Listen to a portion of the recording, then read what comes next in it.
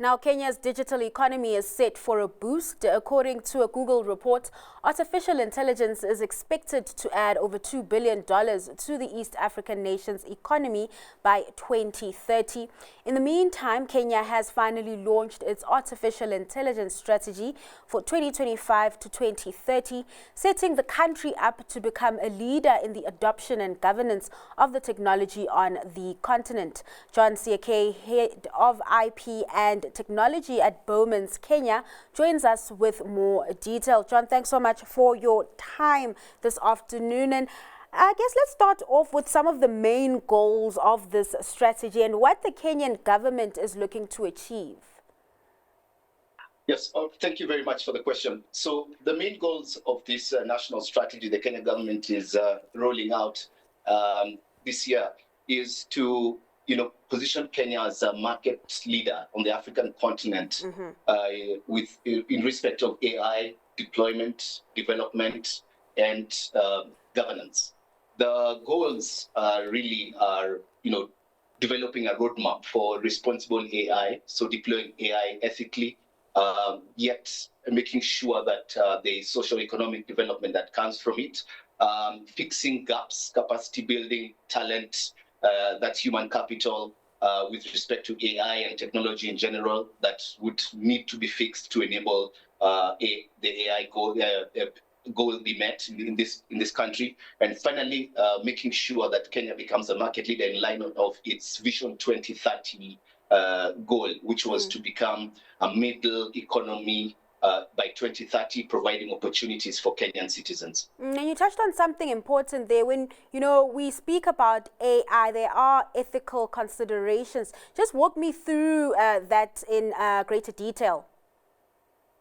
Right, thank you very much for that. Yeah, so with respect to the ethical issues around AI, as you may or may not be aware, in terms of things like training of AI data sets, the data that is being collected and used for the training of AI, one needs to be careful about how that is done. The issues around local context and contextualization, because some of the AI tools out there might not have had access to local data, local information, culture, and locally developed material, and might have certain aspects or certain nuances that are missed by the AI tool and technology that is deployed in the market, which could also lead to issues around bias. And the bias issue is actually the biggest risk there. Cultural bias, racial bias, gender bias, and so the social, the equity issue, inclusion and diversity then becomes a problem. So you need to be very careful about that. And talk to me about, not leaving people behind. Are we seeing within this strategy, are there initiatives around reskilling the people of Kenya? Yes, correct. So there's a lot of initiatives that are happening in two main fronts. The first one is on the development of research labs and investment in innovation hubs in the market. The other one is in the universities, partnerships between universities and technology companies, training of SMEs, that's small medium enterprises and startups, in terms of the kind of knowledge they need to have to be able to develop, become coders, understand this AI technology, prompt engineering. So there's a lot of initiatives going on, and it's largely driven between private and investment and also public investment by the government. The government does realize here in Kenya, from my understanding, that one of the biggest users of this technology and the use cases that would help this country, agriculture, healthcare, would be the government itself. And so there's a lot of effort being taken to train and give access to these tools to the government public servants. And that brings me to my next question. You touched on, private and public collaboration efforts that are taking place. Are we seeing that buy-in from the private sector? Yes, correct. We're seeing a lot of buy-in from the private sector. There's a lot of partnerships going on between private sector players who are coming in, the big multinational technology companies, but also local Kenyan private companies who are working very closely with the government at various workshops and strategy meetings to come up with the next steps with respect to this AI evolution in this market. And a lot of these workshops that have been running in Kenya between public officials but also private companies have been largely driven by the private sector. And do we know how much this is going to cost government? No, I'm not very clear as to the number that this will cost government. But I think a lot of this is being done really as a partnership where it's almost at no cost, from my understanding, to government in that sense.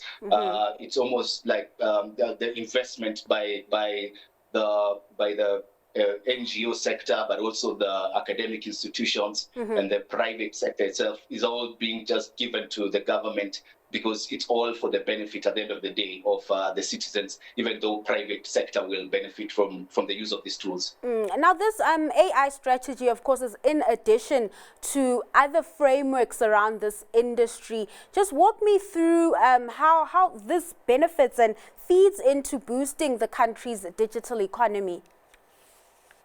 Yeah, so in terms of the strategy and how this will boost the economy, I think the areas around the attraction of investment into the market is going to be big.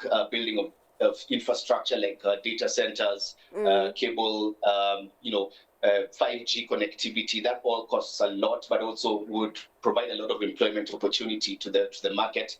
It'll attract a lot of investment into Kenya in terms of growth of the economy, because this foreign direct investment that will come into this market for this is obviously going to drive up the economy as well. The third thing is that it will also create opportunities in the sectors where AI is going to be largely deployed, especially by government, which is things like education, healthcare, public service delivery, and sustainability projects. So I expect that there'll be a lot of this will lead to a lot of development in the market. And we when we talk about the emergence and the development of AI, we've been seeing a lot of governments sort of put in money or partner up with private sector players to develop these data centers. And I just want you to take me through what's playing out in Africa. Are we seeing this trend growing within the continent as well?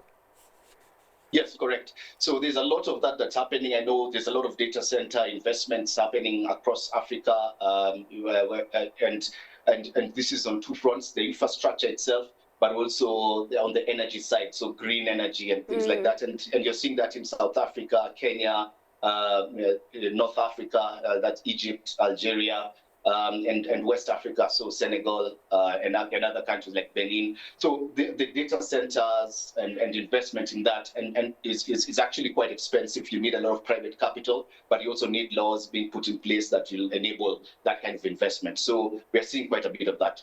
And in terms of regulatory frameworks, do we have the right laws in place, or is this something that still needs to be worked on? Yeah, so there are certain laws that are already in place: data protection, intellectual property laws, consumer protection laws, and also cybersecurity laws. But there are certain gaps that need to be covered with time. The other issue is that you want to avoid over-regulation, which can stifle innovation. With most countries in Africa, and Kenya being one of them, do not have an actual standalone AI law, and will have to borrow from the other different existing legislations to cover that gap. John, thanks so much for your time and just sharing those insights.